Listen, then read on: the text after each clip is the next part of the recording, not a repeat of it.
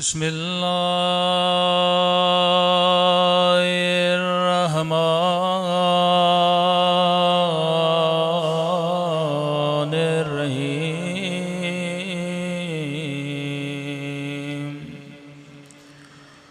अल्हम्दुलिल्लाहि रब्बिल आलमीन।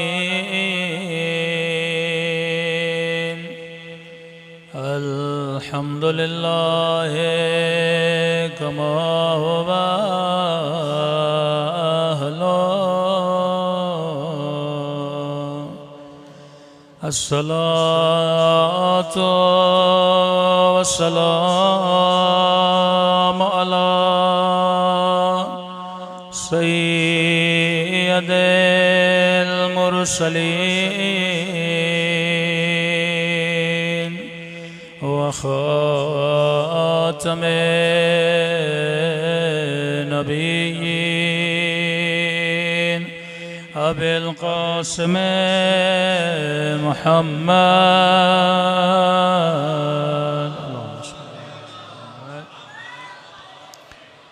व अला आलिहि तय्यबीन ताहिरीन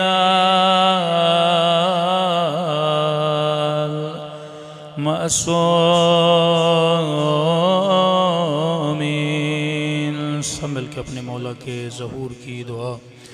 अल्लाहुम्मा कुल्ले वलीका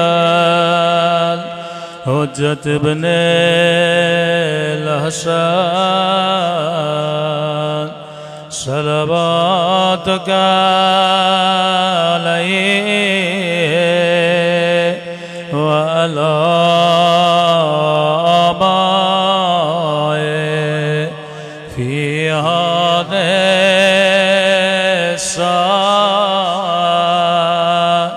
वफ़ी कुल्ले वलियान वाफ़िदा वक़ाइदान वदलीलान वना हत्ता तुस्किनो अर्ज़का तवा वतुमत्तअहु फ़ीहा तवीला बिरहमतिका या अरहमर राहिमीन। सल्लल्लाहु अलैहि वसल्लम।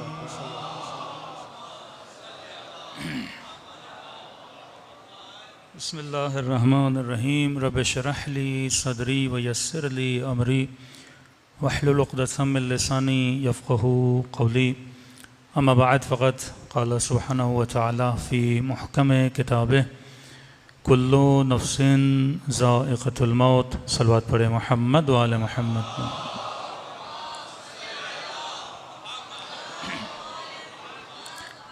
दुआ है परवरदिगार आलम हम सब की इबादतों को अपनी बारगाह में कबूल फ़रमाए और जिस मकसद ज़िंदगी की खातिर ये मजालिस रखी जाती हैं खुदा उन मकासद में भी हम सब को कामयाबी नसीब फरमा दे।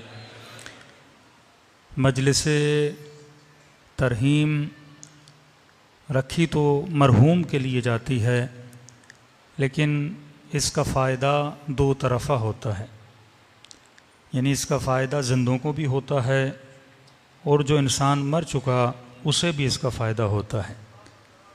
लेकिन ज़्यादा फ़ायदा ज़िंदा को है, क्योंकि आपका नाम आमाल खुला हुआ है और जो मर चुका उसका नाम आमाल बंद है।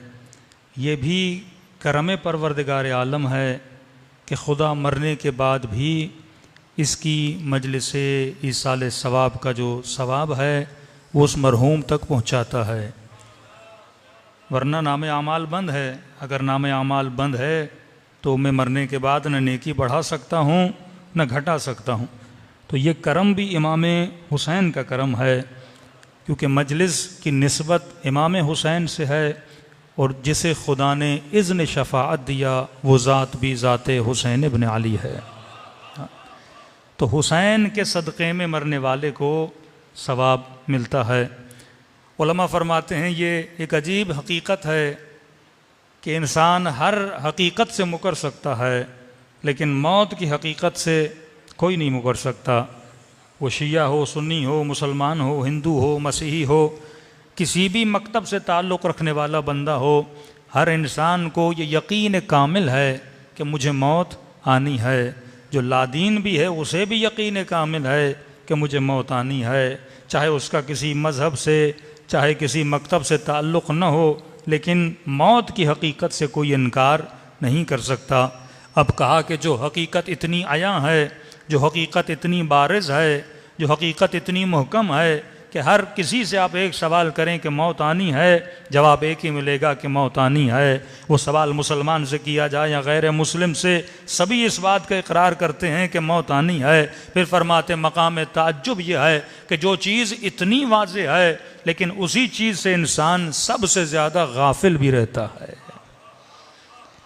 हम शहवत से इतने गाफिल नहीं, हम खाने पीने से इतने गाफिल नहीं, हम अपनी गाड़ियों से, मालो मनाल और घरों से इतने गाफिल नहीं, हम अपने बच्चों से और बीवी से इतने गाफिल नहीं जितना इंसान अपनी मौत से गाफिल है। दुनिया से बंदा गाफिल नहीं होता पर मौत से गाफिल हो जाता है। अब प्यारा जुमला मेरे मासूम ने फरमाया अब सवाल ये पैदा होता है, बंदा तवज्जो देना भी चाहता है लेकिन फिर भी मौत से गाफिल हो जाता है। रात को मजलिस में आया, थोड़ा मौत का जिक्र सुना, मौत याद तो आ गई, लेकिन जैसे सोया और सुबह उठा फिर मौत को भूल जाता है। फिर नमाज में मौत को याद तो किया लेकिन फिर अपने काम और काज में चला जाता है, ड्यूटी और बिजनेस में इन्वॉल्व हो जाता है, फिर अपनी मौत को भूल जाता है। किसी ने मेरे मासूम से पूछा कि मौला अब ये गफलत मेरे हाथ में तो नहीं है, मैं याद करना तो चाहता हूँ लेकिन चंद घड़ियों तक, चंद घंटों तक, चंद दिनों तक, लेकिन फिर उसी मौत को भूल जाता हूँ। तो मासूम ने फरमाया इस गफलत में भी परवरदिगार आलम ने नेमत रखी हुई है। अगर ये गफलत ना होती जिंदगी गुजारना मुश्किल हो जाता। फरमाया अब मौत की गफलत तुम्हारे लिए नेमत भी है और तुम्हारे लिए जहमत भी है। ये दूसरा जुमला मासूम का बड़ा अजीब था कि मौला कैसे मुमकिन है एक चीज़ रहमत भी हो और जहमत भी हो। फरमाया नेमत इस एतबार से है कि मसलन अगर 24 घंटा कोई बंदा मौत को याद करता रहे तो ज़िंदगी गुजारना उसके लिए मुश्किल हो जाएगी। मसलन खुदा न खास्ता किसी को डॉक्टर बोल दे कि आपको कैंसर है और आप 6 महीने में, 2 महीने में, 2 हफ्ते में दुनिया से चले जाएंगे। अब जिसे ये यकीन कामिल हो जाए कि मैं 2 हफ्ते में दुनिया से चला जाऊँगा, अब 5 मिनट के लिए तसव्वुर करिए, क्या इसका दिल अपने कारोबार में लगेगा, क्या इसके दिल अपने घर में लगेगा, क्या ये 5 मिनट टीवी पे बैठेगा, क्या ये 4 मिनट अपने दोस्तों के साथ बैठेगा, यानी पूरी जिंदगी इसकी एक कमरे में बंद हो जाएगी।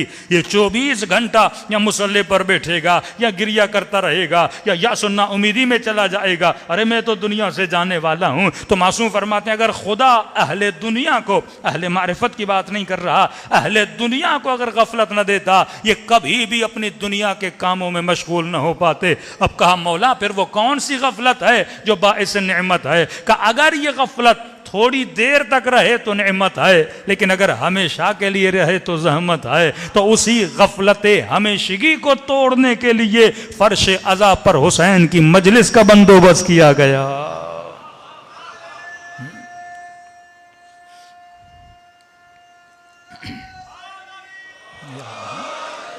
तभी सबसे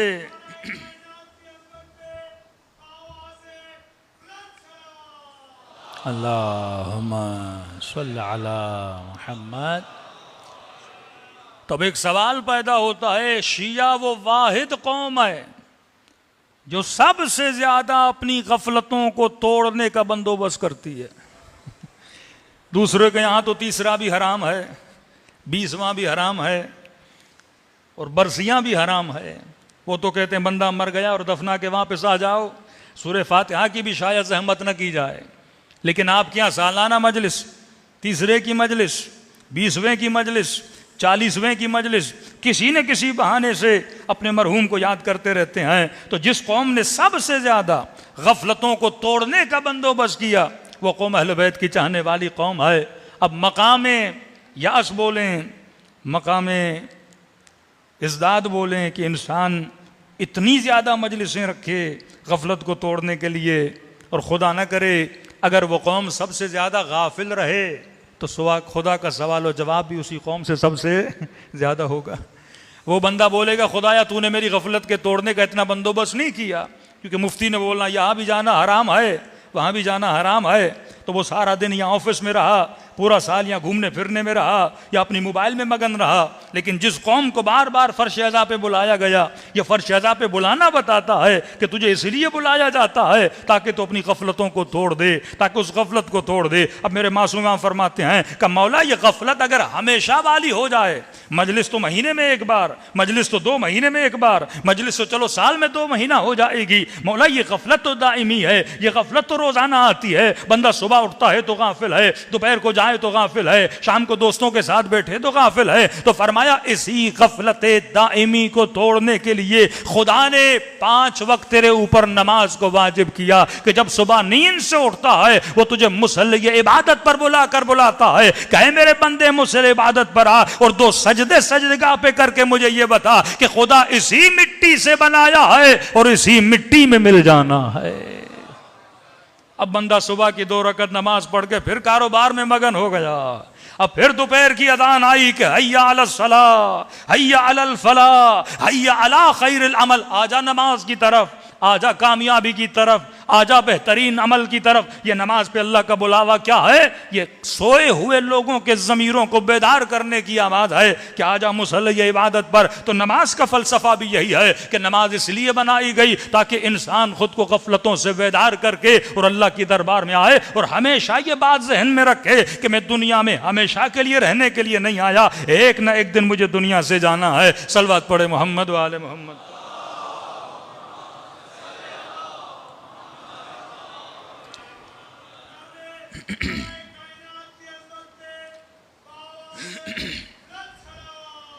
अल्लाहुम्मा सल्ली अला मुहम्मद। मौत एक ऐसा टॉपिक है कि अक्सर मौत का टॉपिक तभी डिस्कस होता है जब कोई मोमिन मर जाए या मजलिस तरहीम हो। बहुत कम होता है कि अशरे ऊला में मौत का जिक्र किया जाए, क्योंकि अक्सर लोग या मौत से डरते हैं या एक पॉइंट यह आता है कि मौलाना अगर मौत का जिक्र करेंगे तो ये जवान जो इतना एनर्जेटिक है, सुबह से शाम तक मेहनत और जहमत में मशगूल है, और आप अभी से ऐसे मौत और मौत सुनाएंगे तो इसकी एनर्जी तो सारी ख़त्म हो जाएगी। ये बंदा तो डिप्रेस हो जाएगा, ये तो अफसरदा हो जाएगा, कहीं ये डिप्रेशन और एंजाइटी का शिकार न हो जाए। जवानी तो घूमने फिरने की है। मौलाना मौत का जिक्र करना है तो 40 साल के बाद, 50 साल के बाद, जैसे ऐसे डिग्री मिली हुई है कैसे मरना 40 के बाद है या 50 के बाद है। अभी जिसी जवान का हम फातिहा करवा रहे हैं सयूम, वो जवान ही था ना जो दुनिया से चला गया। ये गारंटी किसे पता है कि भाई 50 साल के बाद मौत आएगी? ये गलत कॉन्सेप्ट के मौत को याद करने से इंसान डिप्रेशन में चला जाता है। डिप्रेशन में वो जाए जिसने मौत की हकीकत को समझाना हो। कि जब ज़ियारत अमीनुल्लाह पढ़ते हैं कि वहाँ पे मासूमीन के ये जुमला है कि औलियाउल्लाह मुश्ताक़ून इला लिक़ाइल्लाह, वो अल्लाह से मिलने के लिए मुश्ताक रहते हैं, लम्हा ब लम्हा अल्लाह की ज़ियारत के लिए मुश्ताक रखते हैं। अहले बैत की सिफ़ात में से भी यही है कि अहले बैत अलैहिस्सलातु वस्सलाम एक एक घड़ी इंतज़ार करते थे कि परवरदिगार आलम की मुलाकात कब होती है। जब ये जुमला कहें कि हमारे ऊपर और हमारे चाहने वालों के ऊपर ये फ़र्क नहीं पड़ता कि वो मौत पर आ जाएं या मौत उनके ऊपर आ जाए, इन 2 जुमलों में भी बड़ा फ़लसफ़ा है कि उन पर मौत आए या हम मौत पर आ जाएं, हमारे ऊपर कोई फ़र्क नहीं पड़ता। लेकिन वाक़ई आज मुआशरे में मौत के टॉपिक को डिस्कस करने में इंसान बहुत घबराता है। भाई फ़लाँ साहब की मजलिस में नहीं जाना, वो जाते ही मौत का जिक्र करते हैं, जाते ही कब्र याद आती है। तो मैंने कहा मुझे कुरान का एक पेज ऐसा दिखाओ जहाँ पे परवरदिगार आलम ने आखिरत का जिक्र न किया हो। पहली कुरान के सफ़े से लेकर आप एंड तक चले जाएं, हर किसी न किसी सफ़े पर मौत का जिक्र है। जितना जिक्र कुरान में दुनिया का है उतना जिक्र कुरान में आखिरत का है। मौत इंसान को डिप्रेशन में नहीं ले जाती, बल्कि जिक्र मौत इंसान में निशात पैदा करता है।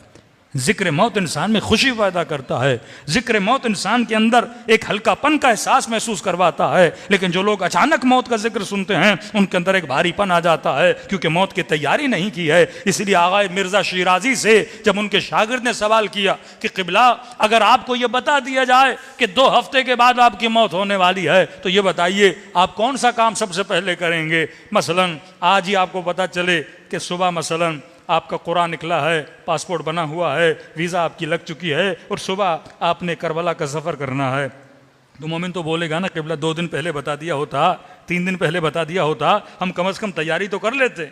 सडनली अगर आपको पता चले आपने कहीं जाना है तो आप फ़ौरन एतराज़ करते मैं पहले बता दिया जाए। तो 5 मिनट के लिए सोचिए, परवरदिगार आलम ने मौत का टाइम मुअय्यन नहीं किया। मासूम फरमाते फजअतन, अचानक मौत आती है, कोई पैगाम लेकर नहीं आती। ये नहीं कि तुझे बता दिया जाए कि 2 महीने के बाद 3 महीने के बाद मौत आएगी, लिहाजा तू मौत की तैयारी कर। अब क्योंकि हमारा जहन ऐसा बन चुका है, आगे मिर्ज़ा शिराजी से का क़िबला, अगर आपको पता चले 3 हफ्ते के बाद मौत आने वाली है, 2 हफ्ते के बाद मौत आने वाली है, तो आप क्या करेंगे? क़िबला ने मुस्कुरा कर जवाब दिया कि वही करूंगा जो आज तक कर रहा था। ये वो आयतुल्लाहुल उज़्मा थे। ये दर्स दिया हमें कि भाई ये नहीं कि शिया को बताया जाए कि मौत आएगी तो फिर वो तैयारी करे, कि नहीं, जैसी जिंदगी आज तक गुजार रहा था वैसी जिंदगी गुजारूंगा, क्योंकि हम हमेशा मौत के लिए क्या रहते हैं? तैयार रहते हैं। अब एक गलत फहमी और गलत सोच जो हमारे जहनों में बन चुकी है कि जवानों को मौत का न बताया जाए, मौत का ताल्लुक तो बूढ़ों से है। और नेचुरली होता भी ये है कि हम किसी बूढ़े को देखते हैं तो कहते हैं बेचारा कब्र के नज़दीक है, खुद को नहीं देखते कि मौत तो पूछ के नहीं आती। कितने बूढ़े जिंदा हैं और जवान दुनिया से चले गए। अब ये ऐसा होता क्यों है? क्योंकि हमारा जो वजूद है वो मटीरियलिस्ट है। ये जिस्म जो आप देख रहे हैं ये मादी है। इसी मिंबर पर बैठकर अगर मैं इरादा करूं कि मैंने पानी पीना है तो इरादे करने में वक्त नहीं लगता, क्योंकि इरादे का ताल्लुक जिस्म से नहीं है, इरादे का ताल्लुक रूह से है। रूह मुजर्रद है और रूह न टाइम की पाबंद है न वक्त की पाबंद है। उसमें तदरीज नहीं है कि स्टेप बाय स्टेप कोई काम किया जाए। मसलन बारिश बरसने से पहले उसके आने की निशानियां होती हैं। बादल आसमान पर आते हैं, काले बादल आ जाते हैं, हवाएं चलती हैं, बंदा अंदाज़ा लगाता है कि बारिश होने वाली है। मौत के आने से पहले कोई बादल नहीं आते, मौत के आने से पहले कोई निशानियां नहीं आती, क्योंकि मौत का जो अमल है वो मादी अमल नहीं है। मौत का अमल एक रूहानी अमल है। जिस तरह मैं पानी पीने का इरादा करता हूं उसमें वक्त नहीं लगता, लेकिन इरादा करने के बाद जब पानी पीना चाहता हूं तो उसमें बड़ा वक्त लगेगा। हाथ आगे बढ़ेगा, गिलास को थामेगा, गिलास को उठाएगा, गिलास होंठों तक आएगा, पानी शिकम में जाएगा। ये सारा एक टाइम पीरियड लेता है। क्यों लेता है? क्योंकि पानी पीना जिस्म ने है, और जिस्म क्योंकि मादी है, मादा किसी भी काम को करने के लिए टाइम का पाबंद है, मादा किसी भी काम को करने के लिए प्रोसेस का पाबंद है। कभी भी बारिश अचानक नहीं आती, एक कंप्लीट प्रोसेस होता है। उसके बाद बादल उठते हैं, समंदर से भाप उठती है, वो पानी बनता है, ऊपर कोई प्रोसेस होता है, हवाएं बादलों को लाती हैं, फिर जाके बारिश बरसती है। लेकिन मौत के आने के लिए खुदा किसी प्रोसेस को करने का लाजिमंद नहीं है। क्यों? क्योंकि मौत एक मुजर्रद आलम है और मौत आनी रूह को है, जिस्म को नहीं आनी। जिस्म तो वैसा ही मादा है जैसे अभी जिंदा है, रूह निकलेगी, जिस्म तो वैसे मिट्टी में मिल जाएगा। तो मौसूम फरमाते हैं मौत फजअतन अचानक आती है। जिस तरह तो चीज़ों का इरादा करता है, इरादे के लिए टाइम नहीं लगता, मौत के आने के लिए भी जर्रा बराबर टाइम नहीं लगता। मौत तदरीज नहीं है कि तुम प्लानिंग करो कि बूढ़ा हो जाऊंगा, पेंशन मिलेगी, उसके बाद कब्रिस्तान जाऊंगा, 4 नमाजें पढ़ लूंगा, कज़ा नमाजें अजा लाऊंगा, कज़ा रोज़े बजा लाऊंगा, उसके बाद मैंने मर जाना है। फरमाते जो ये प्लानिंग करता है वो अहले बैत का चाहने वाला हकीकत में शिया नहीं हो सकता। अली का चाहने वाला वो है जो लम्हा ब लम्हा मौत के लिए तैयार रहे, क्योंकि मौत आने से पहले कोई पैगाम नहीं देती। वो मुश्ताकून इला लिक़ाइल्लाह, अल्लाह की ज़ियारत के लिए मुश्ताक रहता है, बल्कि ये कहता है कि मौत मोमिन के लिए मौत नहीं बल्कि अली की ज़ियारत का पैगाम है। सलवात पढ़े मोहम्मद वाले मोहम्मद पर।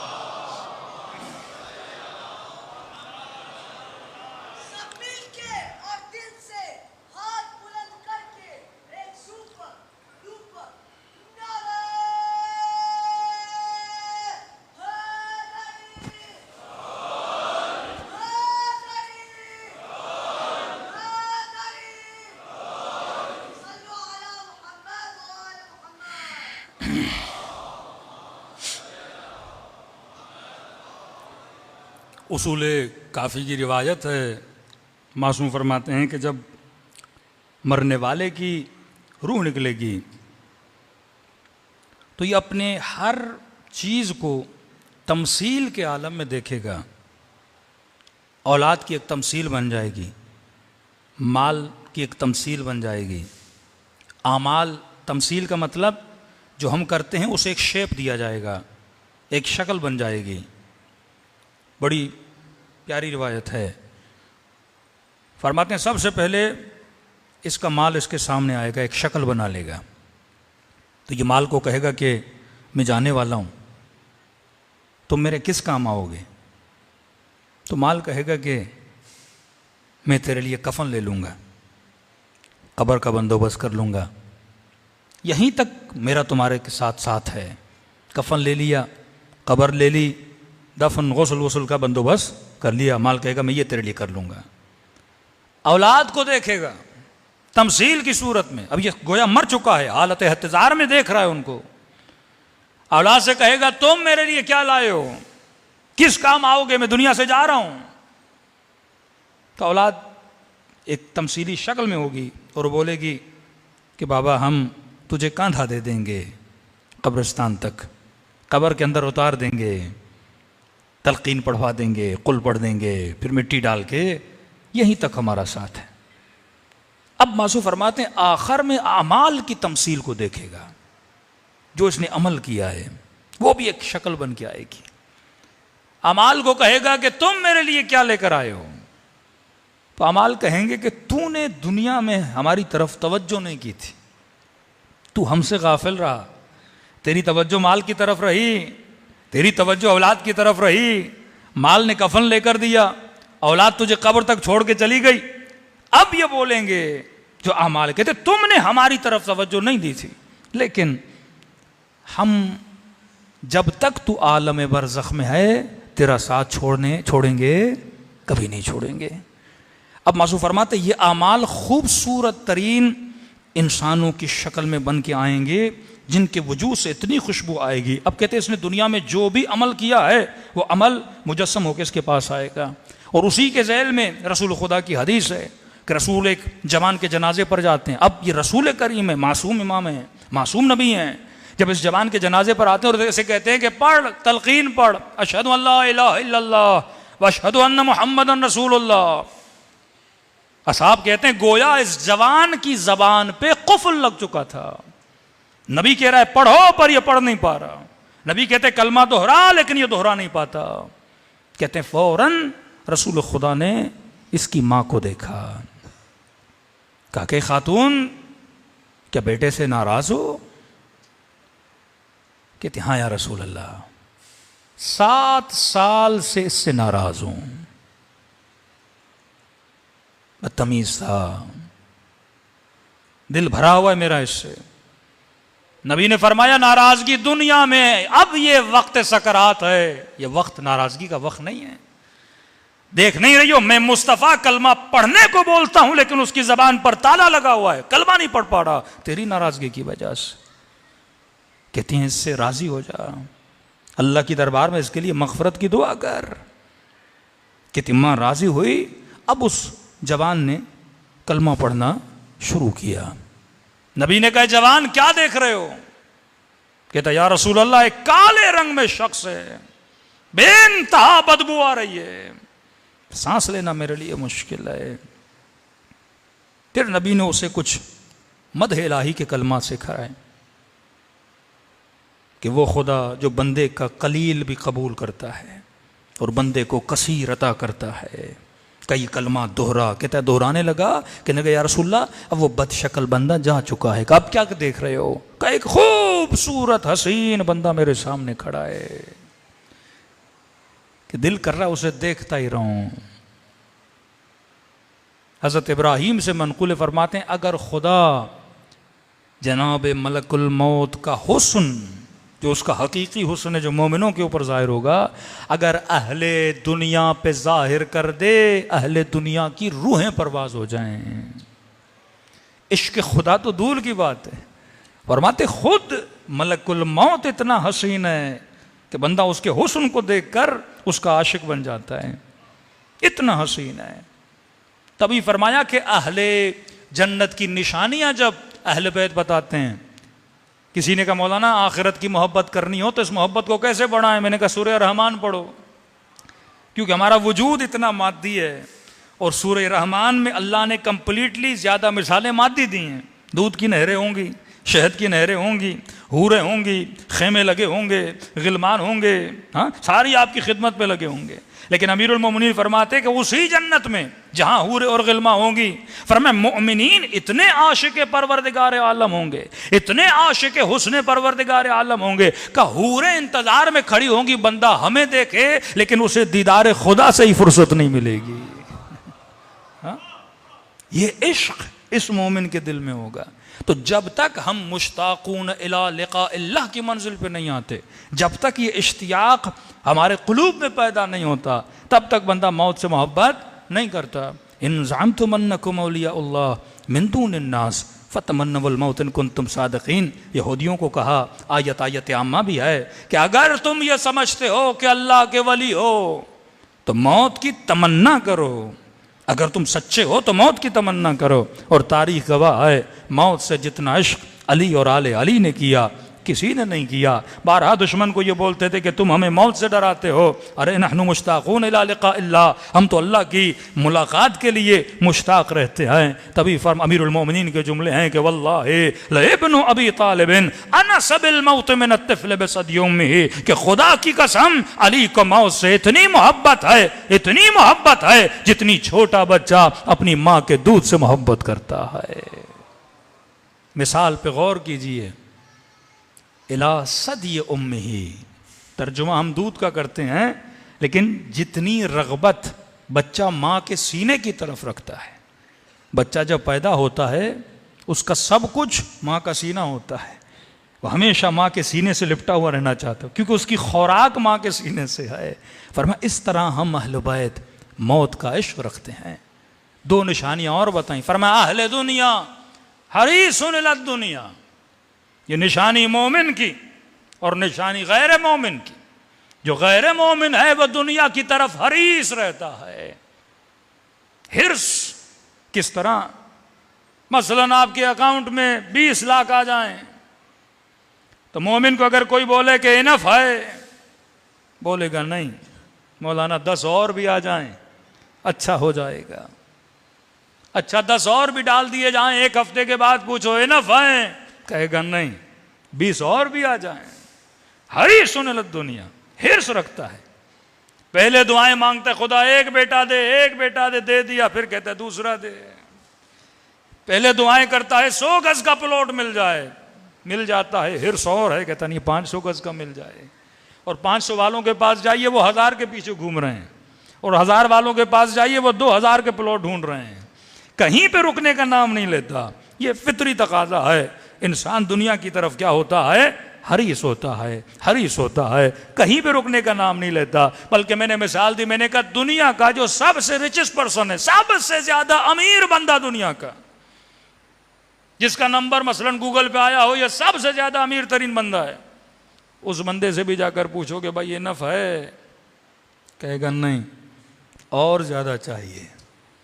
हालात हाजरा में आ जाइए, सियासतदान, हुक्मरान, इस्टेब्लिशमेंट, रियासती इदारे, कोई अपने इख्तियार पर हद नहीं लगाता। कहते और ज़्यादा इख्तियार चाहिए, और ज़्यादा ताकत चाहिए। नई नई पार्टियां बनती हैं, 4 सीटें मिल गई, कहते नहीं 4 तो काफ़ी नहीं है। हुकूमत बना लेती हैं, कहती है नहीं 2/3 मेजोरिटी भी मिल जाए, कहती है नहीं कोई रहे ही नहीं, हम ही रहें और कोई न रहे। ये ताकत का जो नशा है ना, ये हिर्स दुनिया है। कहीं पे रुकने का, वो इंसान अपनी बाउंड्रीज को क्रॉस करता है जो हरीस होता है। ये जो ताकत के नशे में अवाम को तबाह बर्बाद कर रहे हैं, ये हिर्स दुनिया है कि अल्लाह ने जितना दिया बंदा उस पर राजी रहे। तेरा काम मेहनत करना, रहमत करना, जो अल्लाह दे उस पर राजी रहो। कभी भी अपने हुदूद से तजावुज़ न किया करो। जो इख्तियार खुदा ने तुझे दिया, औरत को इख्तियार दिया, मर्द को इख्तियार दिया, बच्चे को इख्तियार दिया, हर किसी को इख्तियार दिया है ना, उस इख्तियार और बाउंड्री से बंदा बाहर ना निकले। कानून ने आपको इख्तियार दिया, कभी भी कानून की बाउंड्रीज को पार न किया करें। जो पार करता है वो हरीस कहलाता है, और हरीस को कभी सुकून नहीं मिलता, वो दुनिया से बेसुकून जाता है, वो रिटायर होने के बाद भी बेसुकून रहता है, क्योंकि वजूद में हिर्स था। लेकिन जिस बंदे के वजूद में हिर्स नहीं है वो हमेशा सुकून की जिंदगी गुजारता है। अली के लिए फर्क नहीं पड़ता अली को हुकूमत मिले या न मिले, फर्क नहीं है। इब्ने अब्बास कहते हैं अमीरुल मोमिनीन की खिदमत में आया, क्या देखा अली के हाथों में जूतियां हैं और जूतियों को पैमन लगा रहे हैं। फरमाते इब्ने अब्बास अली की जूती की कीमत क्या होगी?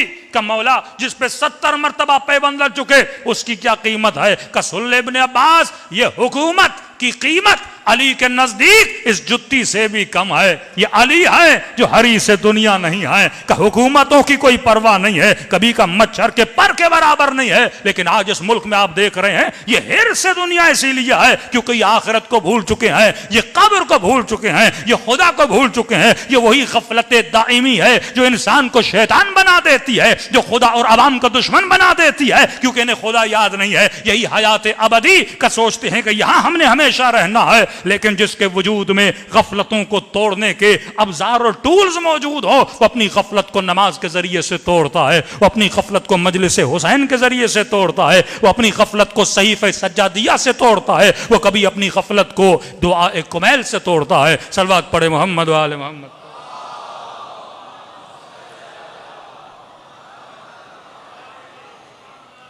बार दीगर सलवात पढ़े मोहम्मद व आले मोहम्मद। तो दुनियादार बंदे की निशानी वो हरीस होता है दुनिया में। हिर्स अगर ना हो तो बंदा कमाने ना जाए, ये भी एक हकीकत है। हिर्स ना हो तो बंदा कमाने ना जाए, हिर्स ना हो तो बंदा तरक्की ना करे। हिर्स का होना भी जरूरी है, लेकिन कितना? अपनी बाउंड्रीज को देखो, अपनी लिमिट्स को देखो। तुझे ये भी नहीं पता तू 20 साल रहेगा या 60 साल रहेगा। दुनिया की प्लानिंग करो, लेकिन जब मुसल्ले इबादत पर जाओ तो अपने हिर्स को तोड़ो। अब फरमाते हैं ये हिर्स दुनियादार बंदों में अनलिमिटेड होता है, अनलिमिटेड नहीं होना चाहिए। मौला मोमिन फरमाए मोमिन हरीस होता है बरअक्स आखिरत के लिए। यहां हिर्स है दुनिया, मोमिन में हिर्स है आखिरत। कैसे? का जैसे उसको बोला कि 20 लाख काफ़ी है, का नहीं और भी चाहिए।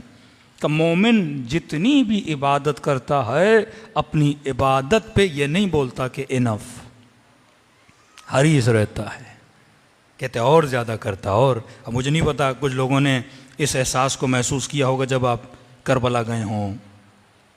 बंदा 1 घंटा 2 घंटा मौला की ज़ियारत, बदन थक जाता है, कहते थोड़ा जाके होटल पे आराम कर लो, लेकिन अंदर राजी नहीं होता। हिर्स बुझने का नाम ही नहीं लेता। कहता बदन में अगर तवानाई हो, ताकत हो, 10 दिन बैठा रहूं और हुसैन की जरी को देखता रहूं, ये हिर्स।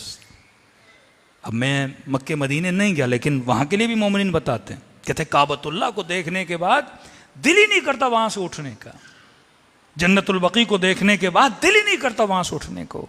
ये वो हिर्स है कि बंदा कहे कि ये चीज़ ख़त्म ही ना हो। और कभी कभी ये एहसास इबादत में भी आता है। बंदा जब नमाज पढ़ता है तो एक ऐसी कैफियत पैदा हो जाती है, कहता है ये ख़त्म ही ना हो, ज़िक्र खुदा ख़त्म ही ना हो, पढ़ता रहूँ पढ़ता रहूँ। फरमाते ये हिर्स जो मोमिन है वो आखिरत के लिए हरीस होता है। अब वो सैयदा ज़ैनब सलामुल्लाह अलैहा जो ये बोलें कि दुआए अरफा जब इमाम हुसैन पढ़ रहे थे, किस शौक़ से, किस इश्तियाक़ से। मोमिनीन को हमेशा कहता हूँ दुआओं को कुरान अरबी में पढ़ो, लेकिन दुआओं को उर्दू में पढ़ा करो, क्योंकि 1-1.5 घंटा दुआ पढ़ लो समझ ही ना आए। हाँ, कम से कम 1-2 बार उर्दू पढ़ो ताकि समझ तो आए तुम खुदा से बातें क्या कर रहे हो, दुआ कुमैल समझ तो आए अल्लाह से कलाम क्या कर रहे हो। किस इश्तियाक़ से हम बैठ के पढ़ते हैं, घुटनों में तकलीफ हो जाती है, बैठ के पढ़ते हैं बदन थक जाता है। और सैयदा ज़ैनब कहती हैं पूरी दुआ इमाम हुसैन ने खड़े होकर पढ़ी है, पूरी दुआ। और आखिर में जब उस दुआ अरफा में जुमला आता है ना, या रब या रब या रब, फरमाती उस इश्क से अपने खुदा को हुसैन बुला रहे थे, और इतनी मर्तबा हुसैन ने या रब कहा कि कह कह कर गश खा के ज़मीं पे गिर जाते थे। ये इश्क कहाँ है आज? खुदा का ये इश्क, ये मोहब्बत खुदा, ये तैयारी अपनी आखिरत की, कैसे पता कब बदन से रूह निकल जाएगी। फरमा ये इश्तियाक जब मोमिन के अंदर आता है, मोमिन हल्का हो जाता है। अब टेंशन क्या होता है, परेशानी क्या होती है, उसका वजूद हल्का हो जाता है। वो तरसता है कि वो वक्त कब आए कि अल्लाह की दरबार में जाके अल्लाह को सजदा करे। तभी मोमिनीन को कहता हूँ वो इमाम हुसैन जिनकी नमाज कामिल, जिनका जिक्र कामिल, जिनकी मोहब्बत खुदा कामिल। ऐसा तो नहीं ये तो हमारे लिए है ना कि हमें पता चले हम बीमार हो गए, डॉक्टर का अब उम्मीद नहीं आपके बचने की, तो हम घर में मुसल्ला बिछा देते हैं। या अभी भी बीमार होते हैं तो क्या करते हैं, अल्लाह से राज़ो नियाज करने को बैठ जाते हैं कि खुदा मैंने इतनी इबादत नहीं की, नमाजें नहीं पढ़ी, लिहाजा ज़िंदगी का आखिरी वक्त है, ज़्यादा इबादत कर लो, नमाज पढ़ लो। इमाम हुसैन के लिए तो ये माजरा था ही नहीं ना। वह मौला हुसैन जिनकी कोई रात ऐसी नहीं जो जिक्र खुदा से खाली हुई हो, हर रात जिक्र खुदा में मशगूल, हर रात मुसल्ला इबादत पर, तहज्जुद में, ज़बान पर हमेशा जिक्र। लेकिन हिर से आखिरत,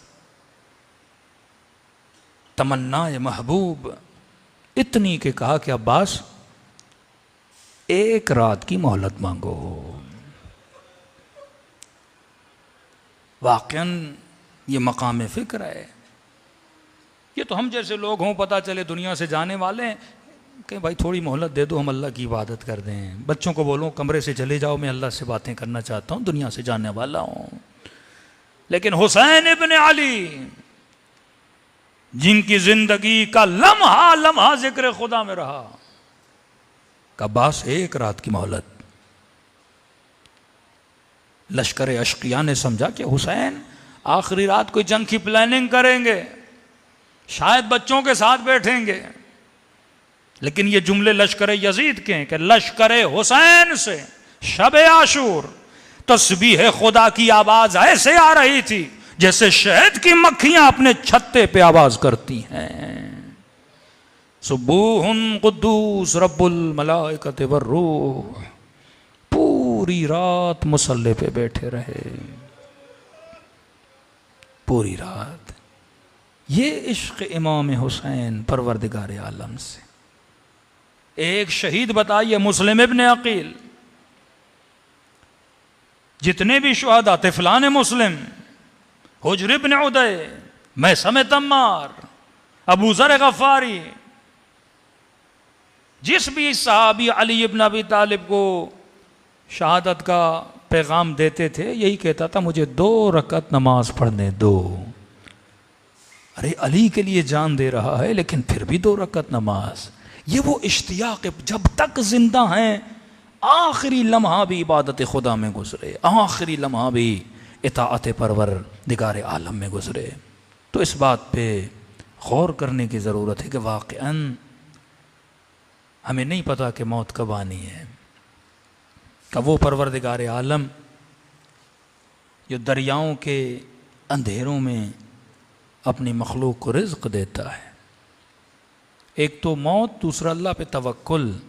आज माशरे में तवक्कुल की बड़ी कमी है। एक तो मौत की याद नहीं, दूसरा तवक्कुल नहीं। आलात और अवजार पे ज़्यादा तवक्कुल किया जाता है।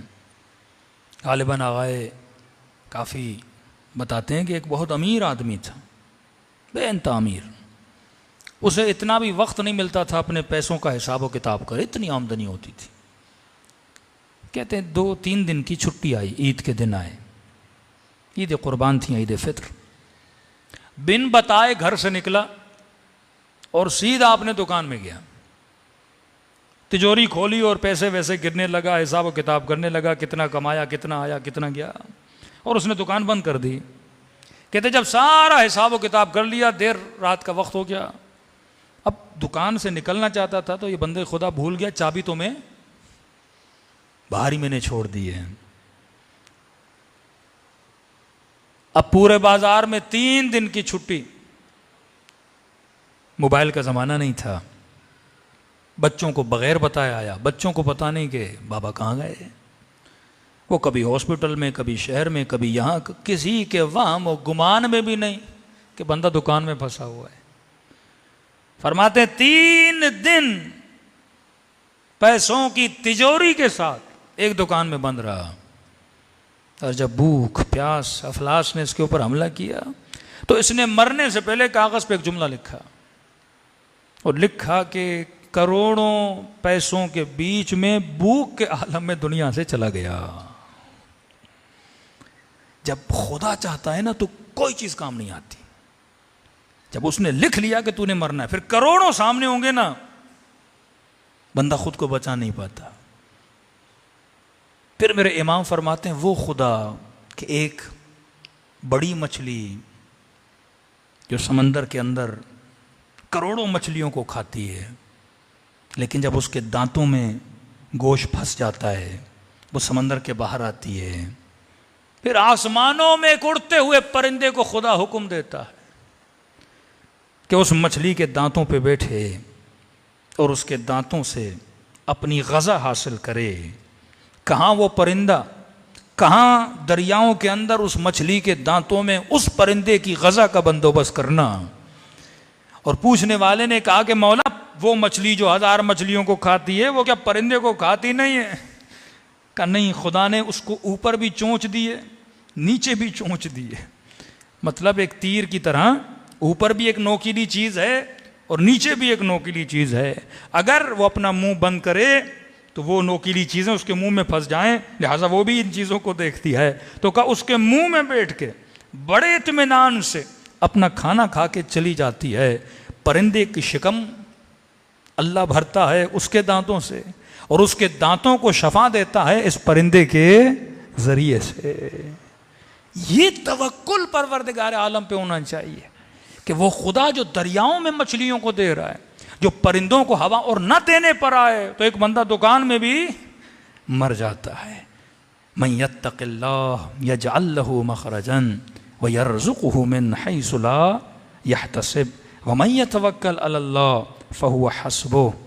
जो अल्लाह पे तवक्कुल करता है फिर उसका हिसाब व किताब अल्लाह पर होता है। हमारा काम है उस सफ़र आखिरत के लिए तैयारी करना, बिल्कुल ऐसे जैसे अहले बैत अलैहिस्सलातु वस्सलाम ने की। सलवात पढ़े मोहम्मद व आले मोहम्मद।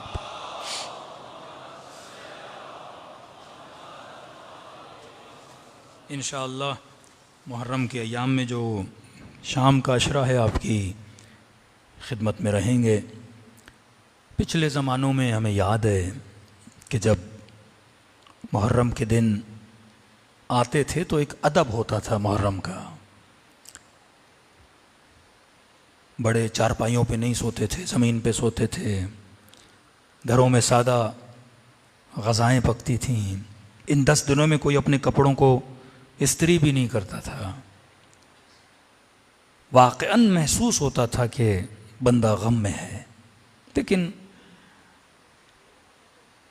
आज के दिनों में वो चीज़ें वाक़अन, वो अदब, वो तकरीम, वो मुहर्रम के आने की तैयारियां ख़त्म हो चुकी हैं।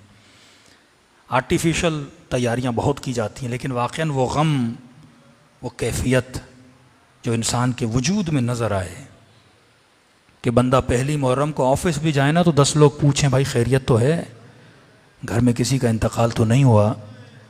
तो ये बोले नहीं, किसी का इंतकाल नहीं हुआ, नबी का नवासा करबला में प्यासा मारा गया। और ये भी नहीं कि हमारे बुज़ुर्गों ने ये चीज़ें खुद से बनाई, नहीं, वाक़अन मिलता है सीरत अहले बैत में। कहते मुहर्रम के दिन आने को होते थे तो इमाम रज़ा की कैफियत बदल जाती थी। सर से इमामा उतारते थे, पाँवों से जूतियां उतारते थे, बाजार में जाते थे, लोग दौड़े दौड़े आते थे। फर्जंद रसूल, घर में किसी का इंतकाल हो गया, बच्चे खैरियत से हैं, कहते थे हाँ सब खैरियत। फर्जंद रसूल, फिर यह हाल क्यों बनाया आपने? अमामा सर पे नहीं है, जूतियां पांवों में नहीं है। फरमाते करबला में मेरे जद हुसैन को बेकफन मारा गया। फरमाते आए शबीब के बेटे, अगर किसी पे रोना हो, दिल करे ना रोने का, आंसुओं को जाया न किया करो, माल के जाने पे न रोया करो, औलाद के जाने पे इमोशनल रोना होता है, दायमी न किया करो।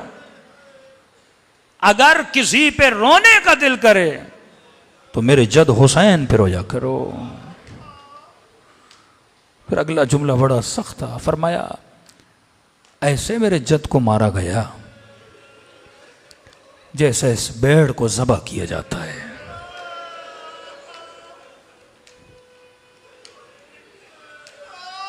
वही सवाल जो बरादरान अहले सुन्नत हमसे करते हैं कि सदियां गुजर गईं, अभी तक ऐसे रोते हो जैसे कल हुसैन को शहीद कर दिया गया हो। यही सवाल इमाम रजा से भी हुआ। फर्जंदे रसूल, साल हा गुजर गए। फरमाया अगर हम करबला को ऐसे न मनाते तो जिस तरह तुम गदीर को भूल गए, तुम करबला को भूल जाते।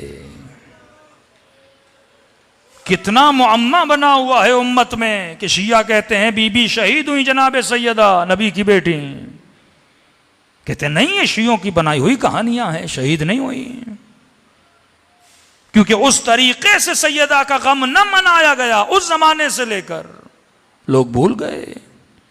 गदीर को न मनाया गया, लोग भूल गए। इमाम रजा फरमाते हैं अब कहा कि हुसैन का गम हम भूलने नहीं देंगे। गली गली, कूचा कूचा ये सदा बुलंद करेंगे कि नबी का नवासा प्यासा मारा गया, नबी का नवासा बेकफन मारा गया, नबी के नवासे के जनाजे पे घोड़े दौड़ाए गए, ताकि ये सोया हुआ गफलतों की नींद में भटकता हुआ मुसलमान ये सोचे मारा किसने था? मुसलमानों ने। फासला कितना था? 50-60 साल का। ऐसा क्या हुआ कि उम्मत इतनी मुर्दा हो गई कि अपने नबी के नवासे को कत्ल करने लगी। दामन अली की दूरी बंदे को हुसैन का कातिल बना देती है। दामन अहले बैत की दूरी इंसान को कातिल मासूम बना देती है। लेकिन शुक्र खुदा करो कि अल्लाह ने तेरे दिलों में इश्क हुसैन दिया। ये कमाल हमारा नहीं, ये कमाल नबी की बेटी की दुआओं का है। जब कहा ना बाबा मेरे इस बच्चे पे रोएगा कौन? दुआए नबी का असर है शिया। फरमा बेटी घबराओ नहीं, खुदा एक कौम पैदा करेगा जिनकी बच्चियां तेरे हुसैन की बच्चियों पे रोएंगी, जिनके जवान तेरे हुसैन के अली अकबर पे रोएंगे, जिनके बूढ़े करबला के बूढ़ों पे रोएंगे। तभी फरमाया जब भी दिल तड़पे हुसैन की ज़ियारत को, बदन है महदूद है, नूर रिज़विया से निकल के करबला जा तो नहीं सकता, क्या पता मौत कब आए। मेरे मौला फरमाते खुलूस से दिल से मुझ हुसैन को सलाम किया करो, खुदा तुझे सवाब ज़ियारत हुसैन अता करेगा। पूछने वाले ने कहा कि मौला सलाम कर दूं सवाब मिल जाएगा? कहा मोमिन एक निशानी है, अगर वो हो तो सवाब मिल जाएगा। मौला कैसी निशानी? का जब मुझ हुसैन को सलाम करो और न चाहते हुए तेरी आंखों से आंसू निकल आए, ये मत समझना ये तेरे आंसू हैं, ये हुसैन ने तुझे तेरे सलाम का जवाब दिया है।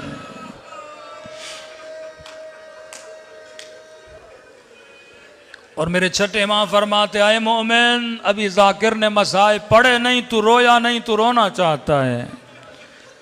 फरमाया तुम सब के सरों के पीछे मेरी दादी जहरा खड़ी हो जाती है, दुआ के लिए हाथों को बुलंद करते हैं, खुदा ये मेरे हुसैन का अज़ादार है।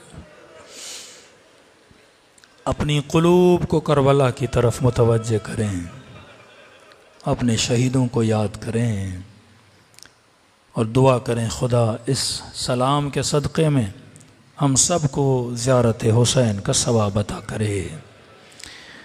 अस्सलामु अलल हुसैन व अला अली इब्न अल हुसैन व अला औलाद अल हुसैन व अला अस्हाब अल हुसैन।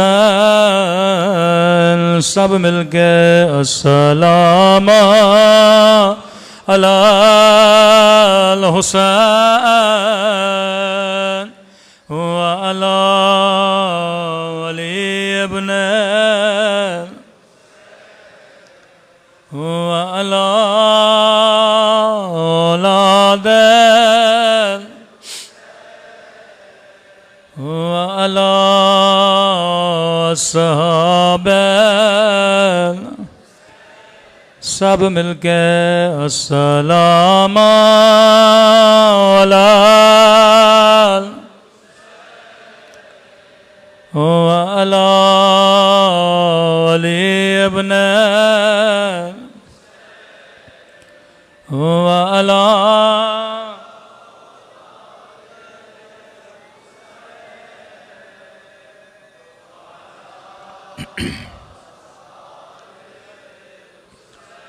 खुलूस दिल से अस्सलामु अलल व अला अली इब्न व अला औलाद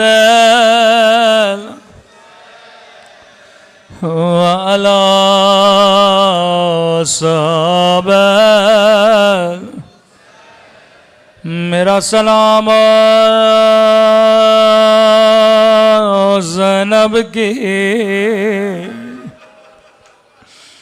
लुटी हुई चादर पे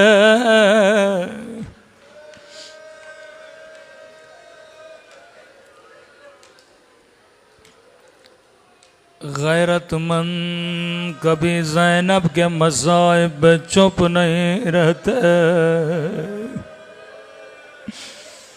40 साल खून रोते रहे,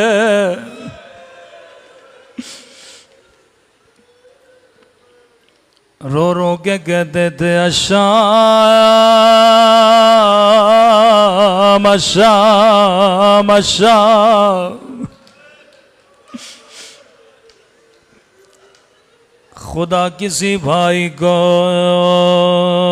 बहनों के हाथों में रस्सियां न दिखाए।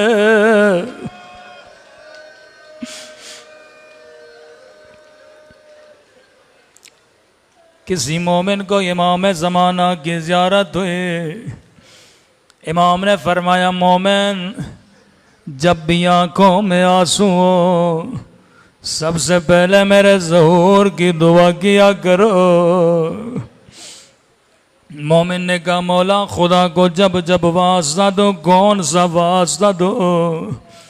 इमाम ने फरमाया अल्लाह दो वास्ते कभी रद्द नहीं करता।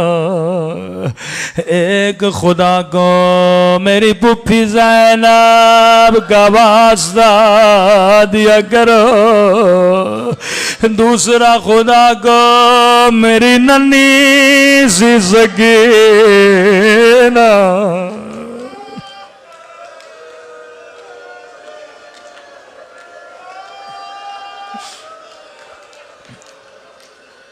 अल्लाह ये दो वास्ते कभी रद्द नहीं करता।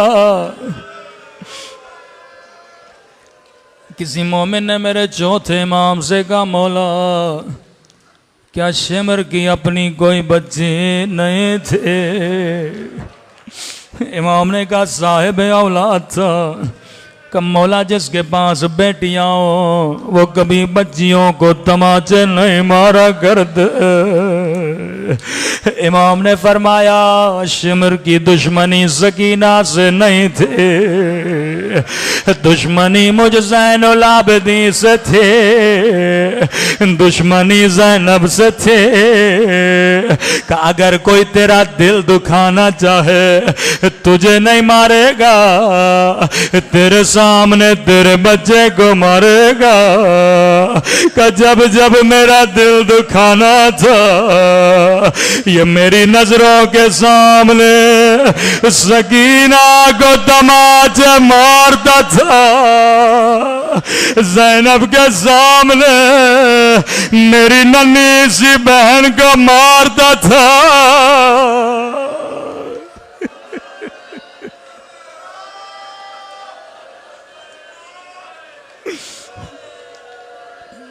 मैं कुर्बान मौला ज़ैनुल आबिदीन। एक मोमिन ऑस्ट्रेलिया से आया, कहने लगा मौलाना मैं पहले भी बीबी सकीना पे रोता था पर अब ज्यादा रोता हूँ। मैंने कहा रोने की वजह? कहता मौलाना पहले अल्लाह ने बेटी नहीं दी थी, लेकिन जब घर में बेटी पैदा हुई है मेरी समझ में नहीं आता इमाम ज़ैनुल आबिदीन ने ये मंजर कैसे बर्दाश्त किया होगा।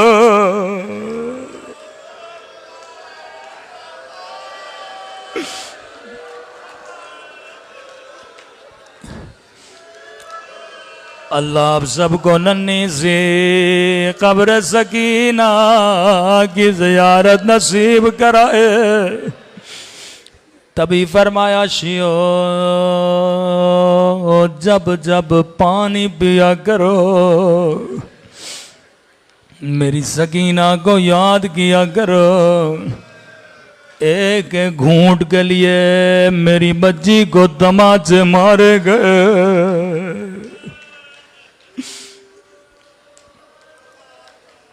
रिवायत के जुमले आए, जब यह काफिला शाम की बाजार में पहुंचा, नन्ही है जनाब सकीना पुफी की गोदी में बैठी है, आहिस्ता से कहती हैं पुफी अम्मा मुझे बड़ी प्यास लगी है।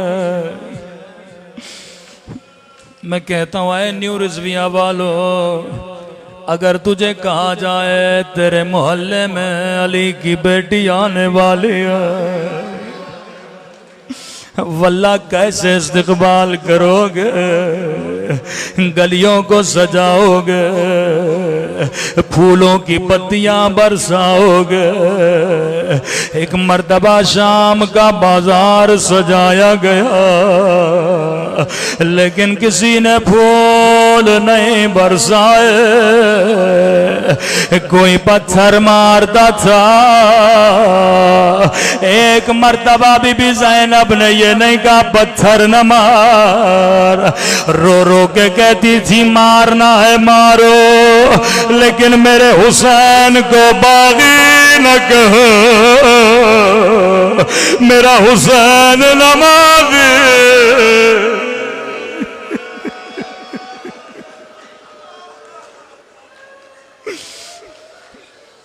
इसी भीड़ में नन्ही सी सकीना धीमी सी आवाज में कहा पुप्पी अम्मा मुझे बड़ी प्यास लगी है।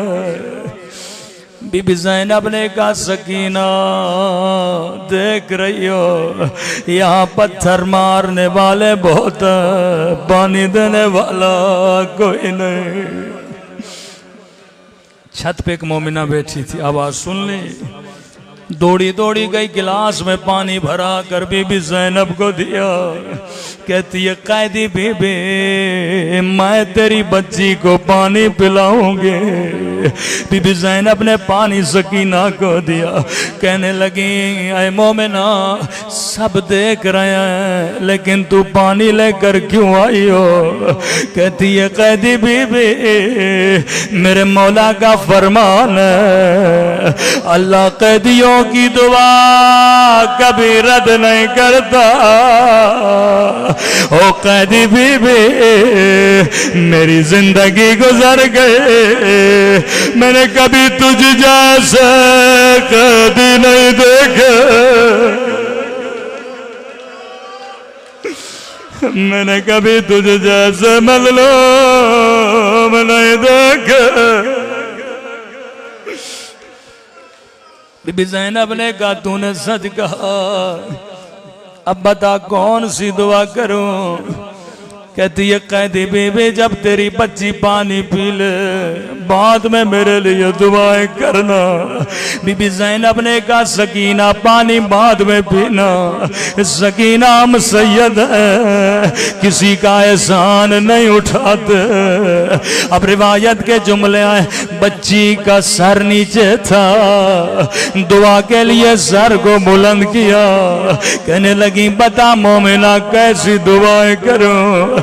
रावी कहता है जैसे मोमिना की निगाह जख्मी कानों पे पड़ गए, जख्मी रुखसारों पे पड़ गए, ये अपनी सारी दुआएं भूल गए। कहने लगी कैदी बीबी दुआ करो अल्लाह मेरी बच्ची को तेरी तरह यतीम न बनाए, अल्लाह मेरी बच्ची को तेरी तरह कैदी न बनाए।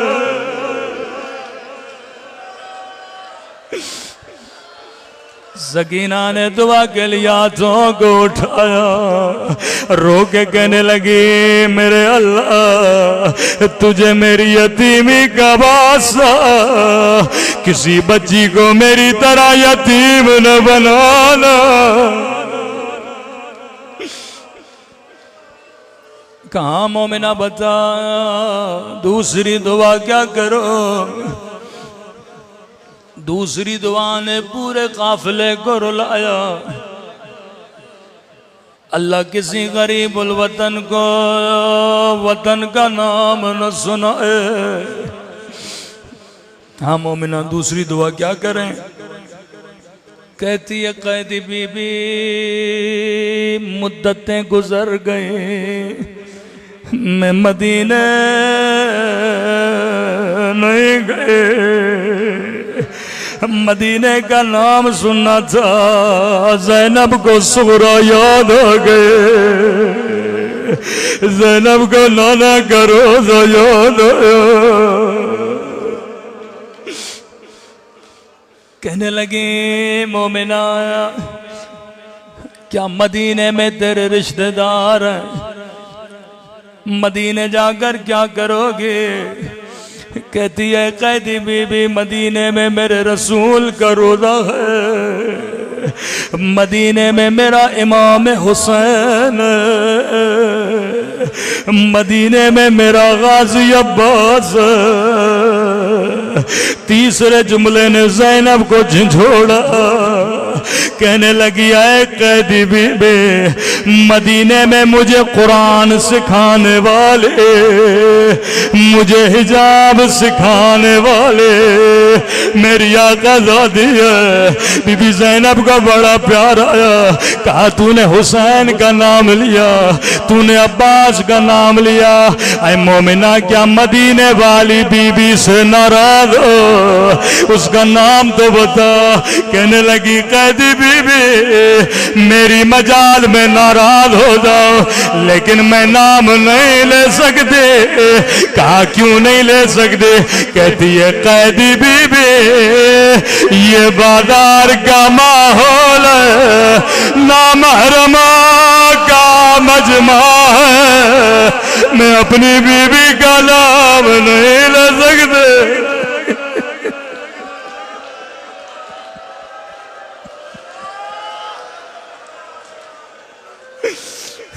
मोमिना तेरे हया पे कुर्बान। बीबी ज़ैनब ने कहा मोमिना अगर मैं दुआ करूं तेरी दुआ यही कबूल हो तो क्या कहोगे? कहती है कैदी बीबी क्या कहना चाहती हो? बीबी ने कहा अगर मदीने वाली तुझे बाजार में नजर आए तो क्या कहोगे? इतना सुनना था, मोमिना जलाल में आ गए, कहने लगी कैदी बीबी दुआ नहीं करनी लगा, लेकिन मेरी बीबी को बददुआ न दे। मेरी बीबी तुझ जैसी कैदिन ले, मेरी बीबी नाम है अली की बेटी का, अब्बास की बहन का। इतना सुनना था, ज़ैनब को जलाल आया, अपना चेहरा उठाया, रोकेगा उम्मे हबीबा नहीं पहचाना, अना ज़ैनब अरे वो दिन गुजर गए, ओ मेरा अब्बास मारा गया, ओ मेरा हुसैन मारा गया, अरे मैं ज़ैनब उजड़ गए।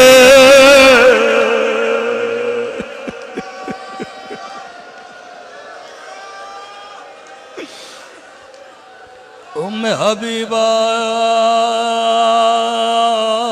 मेरा हुसैन मारा गया। रो के कहने लगी बीबी अब्बास कहाँ है? ज़ैनब ने घोड़े की गर्दन की तरफ इशारा किया, गर्दन से एक गर्दन बंधी थे। रोकेगा बीबी ये किसका सर? कहा ये मेरे अब्बास का सर। बीबी सब सरनों के नज़ाब ये घोड़े की गर्दन में क्यों? कहा ये भी नोक पे था, लेकिन जब मेरे खुले सर पे निगाह पड़ी ये जमीन पे गिर जाता था।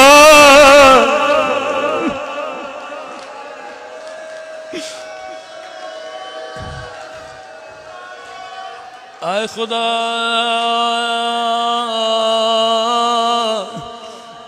तुझे बाबुल हवाए गाजी अब्बास का वास्ता हमारे मौला और आका इमाम ज़माना का ज़हूर फरमा दे।